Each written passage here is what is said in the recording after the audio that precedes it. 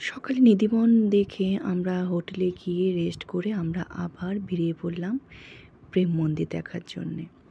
তো আমরা এখন প্রেম মন্দিরে যাচ্ছি। বৃন্দাবনী ব্রজভূমিতে রাধাকৃষ্ণের প্রেমের প্রতীক হচ্ছে প্রেম মন্দির। এই প্রেম মন্দিরটা এতই সুন্দর যে তোমরা না এসে দেখলে বিশ্বাসই করতে পারবে না। এই মন্দিরটি ঢোকার আগেই বাইরে এত সুন্দর মূর্তি রয়েছে, রাধাকৃষ্ণের সমস্ত লীলা এখানে তুলে ধরা হয়েছে। কি সুন্দর দেখো, মনে হচ্ছে সব সত্যিকারের।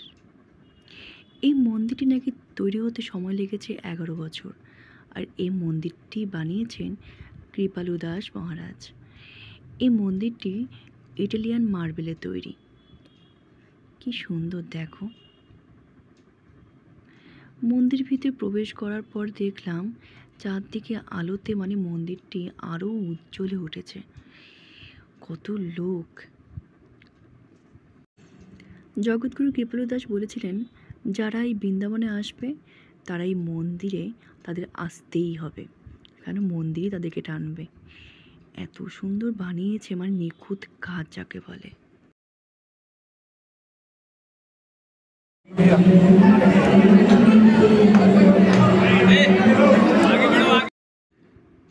মন্দিরের গর্ভগৃহে ঢুকেই আমরা রাধাকৃষ্ণের মূর্তি দেখলাম। সামনে এত ভিড়, তাই সামনে আর গেলাম না, দূরের থেকেই প্রণাম করলাম। ভিতরে লাইটের আলোগুলো দেখো কি ভালো লাগছে দেখতে। আমরা রাধাকৃষ্ণের মূর্তি দর্শন করেই আমরা উপরে উঠে আসলাম। উপরটাও দেখো কি ভালো সাজিয়েছে, কি সুন্দর করে সাজানো হয়েছে। উপরে দেখো ঝাড়বাতিটা কি সুন্দর।